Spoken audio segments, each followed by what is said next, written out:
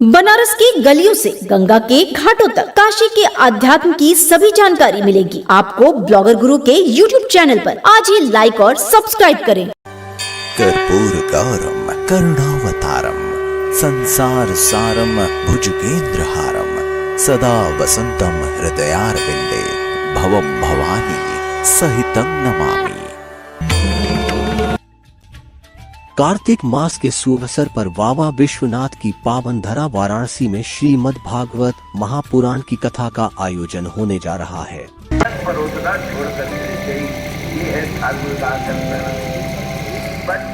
जो उपटन लगा रही थी ना, वो आधा उपटन लगाए चली गई। भगवान के पास गई, बाल नहीं काजल दे रहा है, किसी के कपड़े लेती हो पहन लेती के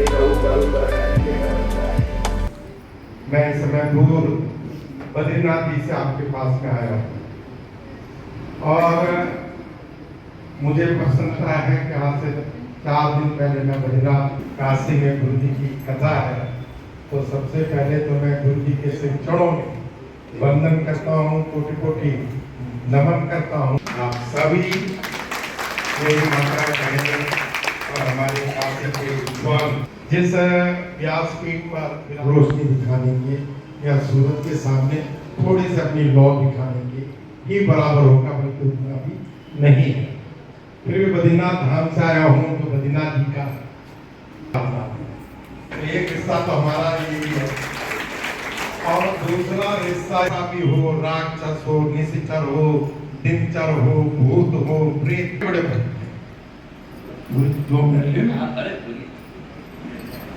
भगवान शंकर तो भगवान की कथा का सार यही निकलता है कि जब भगवान की लीलाओं में डूबते वक्त तो भगवत रूप हो जाते, और जब भगवान में खो गई तो भगवान को लगाई हमको कैसे ढूंढे। इस लीला को राजी नहीं है। अरे भैया, बिना राजा के कुछ है ही नहीं। बिना सीता जी के राम कथा नहीं। लेकिन एक बात बताओ, हम लोग के क्या बोलने लगी हो बच्चों, जब तुम है बच्चों तो झुके हुए जरूर तुम श्री कृष्ण को प्रणाम किए होंगे। और महाराज कहते, हे पृथ्वी, आइए कन्हैयालाल शास्त्री जी हमारे बीच में उत्तराखंड से पधारे हुए बद्री विशाल जी के परम भक्त और हमारे बड़े प्रिय। एक बार जब आप लोग दिल्ली की कथा में जाओगे तो तालियां तालियां बजाते रहते।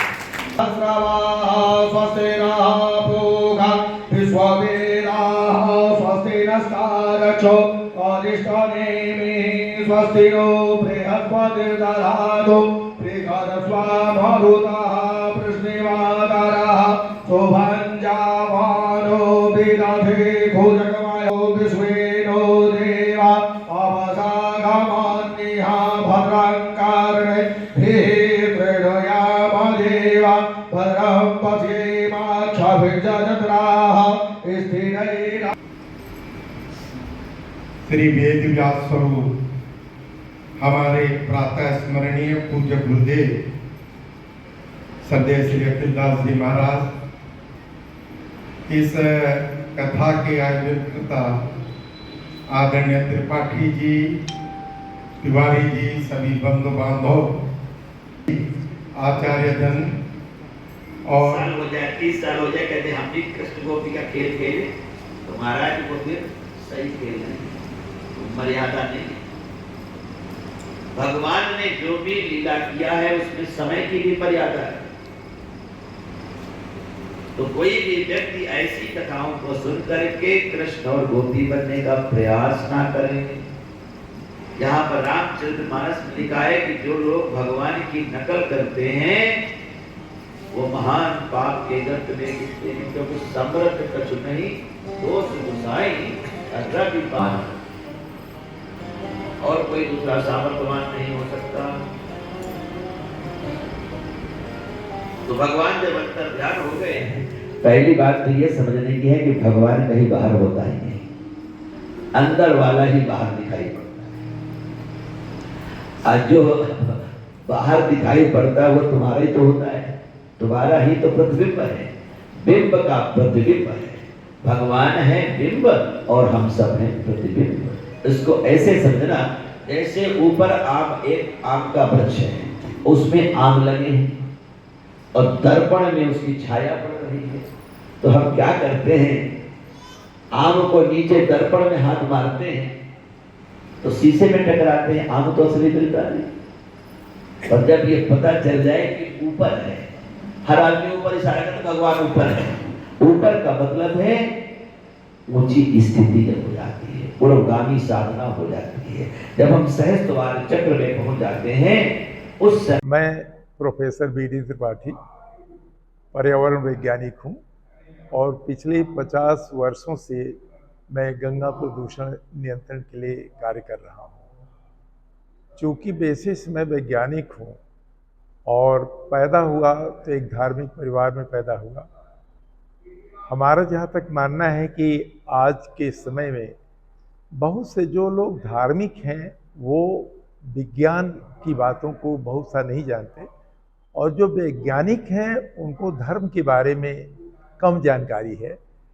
तो यहाँ मैं आप लोगों से बताना चाह रहा था कि जब भी आत्मा और परमात्मा की बात होती है तो आपने सुना होगा हमारे धार्मिक महर्षियों के मुंह से कि जो परमात्मा है उसी का छोटा छोटा स्वरूप या आत्माओं के रूप में जो है वो जितने जीव जगत चराचर में जो है वो व्याप्त है। एज ए साइंटिस्ट हमारा मानना है कि परमात्मा को हम पूरे विश्व के ब्रह्मांड की ऊर्जा के रूप में मान लेते हैं और वही ऊर्जा छोटे छोटे रूप में सभी जीव जगत के अंदर जो है मौजूद है। तो अब जब हम ये कहते हैं कि हम प्रकृति से आए हैं और प्रकृति में ही हम विलीन हो जाएंगे, ऐसी स्थिति में लोगों को ज्ञान होना आवश्यक है कि धर्म और विज्ञान एक ही चीज है और दूसरी चीज आत्मा और परमात्मा की जो व्याख्या किया गया है वो जो है हमारे ऊर्जा के स्रोत जिससे हम चलते हैं, चाहे काइनेटिक और पोटेंशियल एनर्जी की बातें हों, तो उसका रूप एक ही है। तो ये भागवत का आयोजन जो 7 दिवसीय भागवत का आयोजन है, कथानक तो उसका ये है कि जब श्रृंगी ऋषि ने श्राप दे दिया था परीक्षित को कि आपको आज के 7वें दिन तक्षक आकर के आपको डस लेगा और आपकी मृत्यु हो जाएगी, तो उस मृत्यु के भय से उनको मुक्ति कैसे मिली, इसकी कथानक जो है हमारे भागवत में कही गई है। लेकिन मैंने ये जो कथानक का, ये जो भागवत के कथा का 7 दिन का जो आयोजन होता है, जिसको हमने 4 से 7 10 तक आयोजित करवाया है यहाँ पर सुधा पर्यावरण प्रौद्योगिकी संस्थान में, हमारा ये कहना था कि सभी व्यक्तियों को ये जानना चाहिए कि एक्चुअली जीव और परमात्मा का क्या संबंध है और यदि हमारा जन्म और मृत्यु से कैसे हमें मोक्ष प्राप्ति होगी, इसके लिए हमें क्या करना चाहिए, हम किस तरह से अपने दुखों का अंत कर सकते हैं। ये कथा इस बात की द्योतक है कि आदमी को किसी भी प्रकार का वो भयमुक्त हो जाता है और जब संसार से जाने लगता है उस समय उसकी यात्रा जो है सुखद होती है। इसीलिए इस कथा का आयोजन मैंने करवाया था और आप सभी लोगों से हमारा विनम्र निवेदन है, जितने लोग सुन रहे हैं, YouTube पर भी इस कथा का रोज प्रसारण किया जा रहा है ताकि आम आदमी तक पहुंच सके। ऐसी स्थिति में जो लोग आने के लिए सक्षम हैं वो इस संस्थान में आ करके और 4 से 7 भगवत भजन का जो है आयोजन का लाभ उठाएं और जो लोग नहीं आ सकते हैं उनके लिए लिंक अवेलेबल है और वो अपने घर में बैठे बैठे जो है टीवी के माध्यम से, इलेक्ट्रॉनिक और प्रिंट मीडिया दोनों के माध्यम से इस कथा का श्रवण करके लाभ उठा सकते हैं।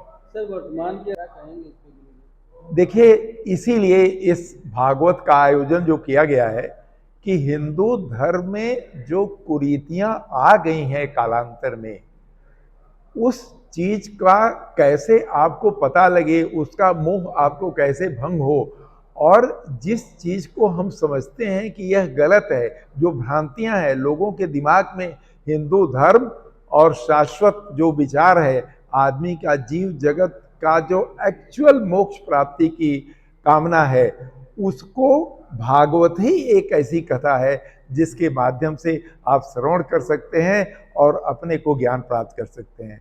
और ये बात अंत में जरूर मैं कहना चाहूँगा कि 7 दिन के अंदर भागवत कथा जिन लोगों ने भी सुना है, उनकी गति उसी तरह से हो जाएगी जिस तरह से राजा परीक्षित को श्राप से ये भय खत्म हो गया था और उनको मृत्यु का डर खत्म हो गया था।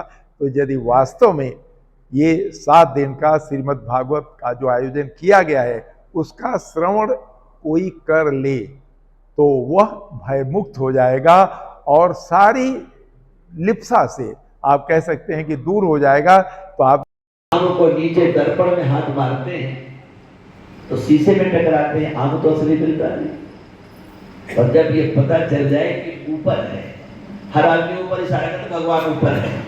ऊपर का मतलब है ऊंची स्थिति जब हो जाती है, पुरोगामी साधना हो जाती है। जब हम सहस्त्रवार चक्र में पहुंच जाते हैं